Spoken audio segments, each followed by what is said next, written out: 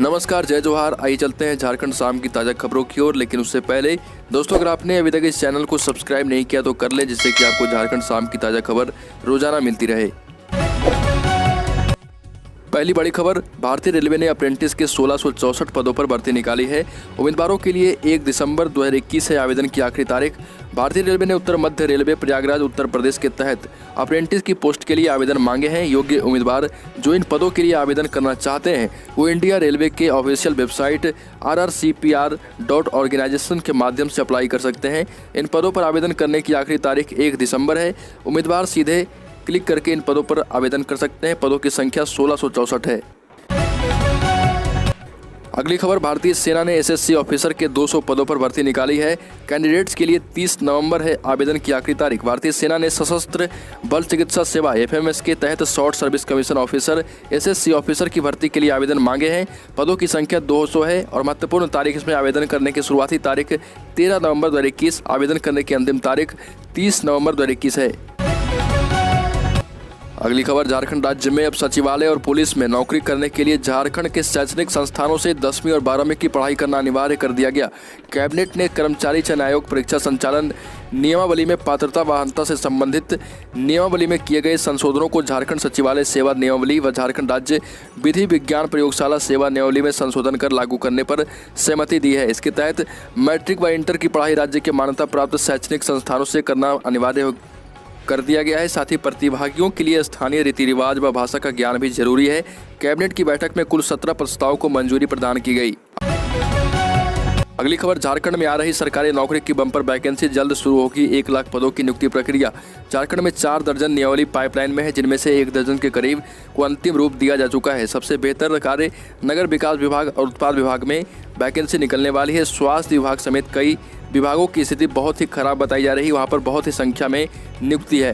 नियुक्ति प्रक्रिया शुरू करने को लेकर अब कोई वैधानिक अड़चन भी नहीं है। राज्य में नियुक्तियां शिक्षा विभाग और गृह विभाग में होगी और इसमें पुलिस सबसे बड़ा विभाग होगा। अगली खबर, झारखंड में 129 नियमावली बदलने की तैयारी। मुख्य सचिव और कार्मिक सचिव की अगुवाई में लगातार हर विभाग में बदलाव पर रखी जा रही नज़र। झारखंड सरकार इस वर्ष को नियुक्ति वर्ष के रूप में सिर्फ मना रही है, वैकेंसी नहीं निकाल रही है। इसके लिए सरकार के स्तर पर लगातार अलग अलग प्रयास करने का बहाना किया जा रहा। SC/ST की रिपोर्ट के बाद अब राज्य सरकार के 129 नियमावली बदलने की तैयारी कर रही है। ये सारे बदलाव इस महीने के आखिरी तक ही कर लेने हैं। अगली खबर, झारखंड शिक्षक पात्रता परीक्षा के अभ्यर्थियों को मिलेगी ताउम्र मान्यता। झारखंड शिक्षक पात्रता परीक्षा जेटेड अभ्यर्थियों के सर्टिफिकेट की मान्यता ताउम्र होगी। इसके लिए स्कूली शिक्षा और साक्षरता विभाग ने प्रस्ताव तैयार कर कार्मिक विभाग को भेजा है। इसमें आपको बता दें कि इसमें लागू किया जाएगा। राज्य में अभी करीब 1 लाख टेट पास अभ्यर्थी हैं जिनकी सर्टिफिकेट की मान्यता ताउम्र होने वाली है। इसमें 2013 टेट क्वालिफाई के बाद बच्चे करीब 48,000 अभ्यर्थी शामिल हैं, जबकि 2016 टेट के 53,000 अभ्यर्थी हैं।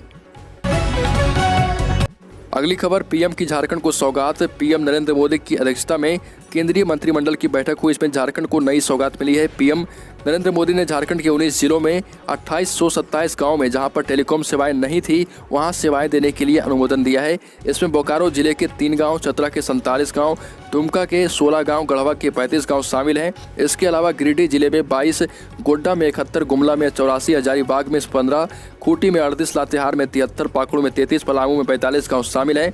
पश्चिमी सिंहभूम में 183, पूर्वी सिंहभूम में 26, रामगढ़ में 5, रांची में 7, साहिबगंज में 63 और सिमडेगा जिले में 36 गांव को शामिल किया गया। अगली खबर, झारखंड में कोरोना इफेक्ट के बाद 58% बच्चे ट्यूशन पढ़ने लगे। शिक्षा की 16वीं annual status of education report को जारी की गई है। इसके अनुसार झारखंड में 5 से 16 वर्ष के बच्चों की पढ़ाई में ट्यूशन का चलन तेजी से बढ़ा। 2018 में जहां 44% बच्चे ट्यूशन जाते थे, वहीं कोरोना के बाद 2021 में यह आंकड़ा बढ़कर 57% हो गया है। यानी 13% ज़्यादा बच्चे अब स्कूल शुल्क देकर ट्यूशन में ले रहे। जबकि देश में इस तरह यह आंकड़ा 10% ही बढ़ा है। वहीं 2018 की तुलना में 2021 में राज्य के सरकारी स्कूलों में नामांकन लेने वाले विद्यार्थी 76% से बढ़कर 78% हो गए। प्लेटिनम जुबली समापन समारोह हो चुका है। पहले तंत्र फिर मंत्र और अब यंत्र का युग पर हमारे आविष्कारों को नहीं मिली मान्यता, ऐसा राज्यपाल ने कहा। और राज्यपाल ने कहा कि यहाँ के लोगों ने अच्छा आविष्कार किया है लेकिन उसको मान्यता नहीं दी गई। हम यह भी पढ़ते हैं कि कोई मिस्त्री पानी से गाड़ी चला रहा है, पेट्रोल डीजल इतना महंगा हो गया है तो हम उसे क्यों नहीं विकसित कर पाते। आज समय की मांग है कि हम छोटे छोटे आविष्कारों पर ध्यान दें। अगली खबर, ग्रीन ड्रीम फाउंडेशन ने रांची को बनाने का संकल्प लिया है। ग्रीन सिटी, रांची शहर को स्वच्छ, सुंदर और रमणीक बनाने में रांची नगर निगम जुटा है। अब निगम प्राइवेट संस्थानों की भी इसमें मदद लेगा। इसके लिए ग्रीन ड्रीम फाउंडेशन और मोर माइलेज संस्थान के द्वारा नगर आयुक्त के समक्ष प्रेजेंटेशन दिया गया। इसमें फाउंडेशन के प्रतिनिधि ने CSR फंड से शहर के 15,000 वर्ग फीट की दीवार पर वॉल पेंटिंग करने का प्रेजेंटेशन दिया और उन्होंने जीरो वेस्ट मैनेजमेंट प्रणाली के तहत ठोस कूड़ा को अलग अलग करने और कंपोस्ट बनाने की जानकारी दी। इसके लिए कंपनी ने एक वार्ड का चयन करने की मांग की है जिसे मॉडल वार्ड के रूप में विकसित किया जा सके। कंपनी के प्रतिनिधि ने बताया कि यह काम CSR फंड से किया जाएगा, इसके बदले निगम से 1 रुपया नहीं लिया जाएगा। नगर आयुक्त ने जल्द ही एक वार्ड का चयन कर कंपनी को हैंडओवर करने की बात कही। दूसरी ओर मोर माइलेज संस्था के प्रतिनिधियों ने बायोफ्यूल बनाने का प्रस्ताव दिया है और बताया कि शहर के अंदर स्थित डैम और तालाब में अधिक मात्रा में शैवाल विकसित किया जाएगा। अगली खबर, धनबाद शहर में एक बार फिर से प्रदूषण बढ़ा। धनबाद की हवा अब ठंडी ही नहीं जहरीली भी हो चुकी है। हर दिन गिर रहे पारे के साथ प्रदूषण का स्तर बढ़ता जा रहा। हवा में PM10 की मात्रा 100 माइक्रोग्राम प्रति क्यूबिक मीटर ही सांस लेने के लिए सुरक्षित मानी जाती है, लेकिन धनबाद जिले में कहीं भी ऐसा सुखद आंकड़ा नहीं है। झारखंड प्रदूषण नियंत्रण पार्षद की वेबसाइट से मिले आंकड़ों के ऊपर गौर करें तो सबसे बुरी स्थिति मोंगमा की है। यहाँ इसकी मात्रा 411 माइक्रोग्राम प्रति क्यूबिक मीटर मिली है। धनबाद शहर की भी हालत अच्छी नहीं है, यहाँ भी यह 243 माइक्रोग्राम प्रति क्यूबिक मीटर है।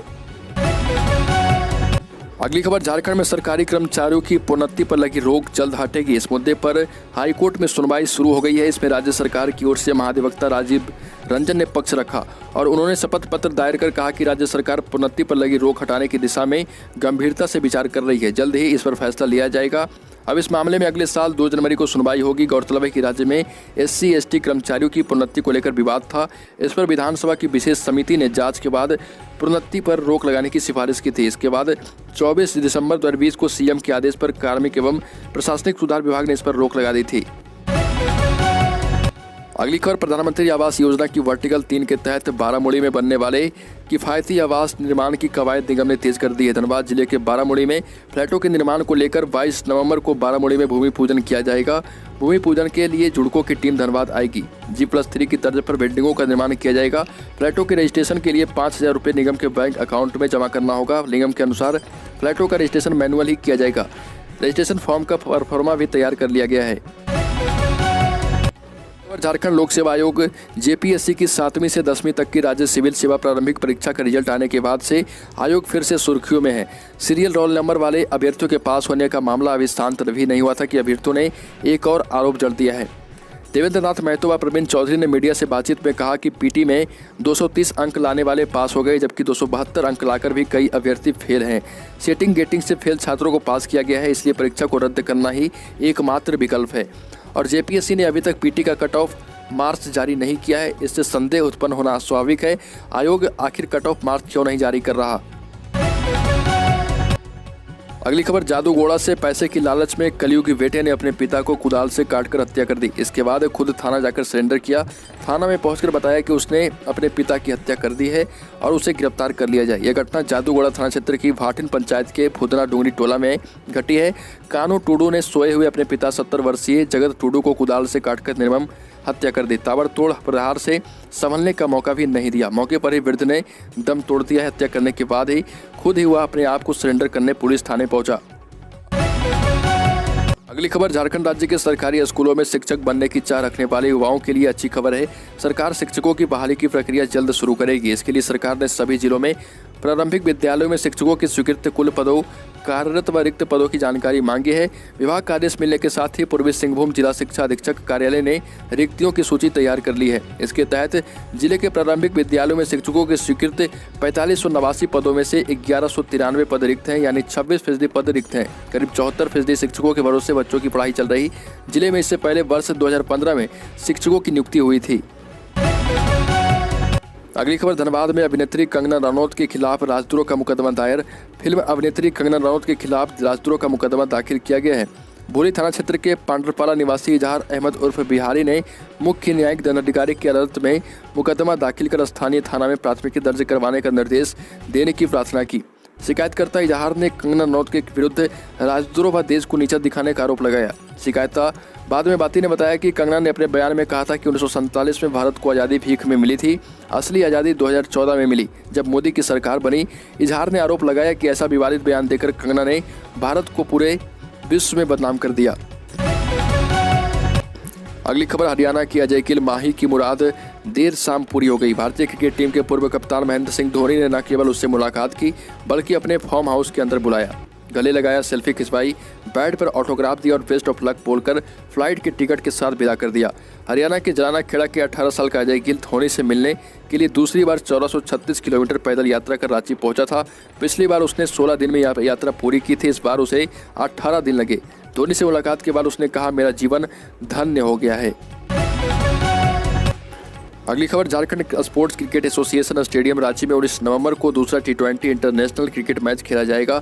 इसके लिए टीम इंडिया और न्यूजीलैंड के खिलाड़ी 12:45 में रांची पहुंचेंगे। होटल रेडिसन ब्लू में दोनों टीमों के खिलाड़ियों के ठहरने की व्यवस्था की गई है। होटल प्रबंधन ने इनके डिनर, ब्रेकफास्ट और लंच को लेकर खास तैयारी की है।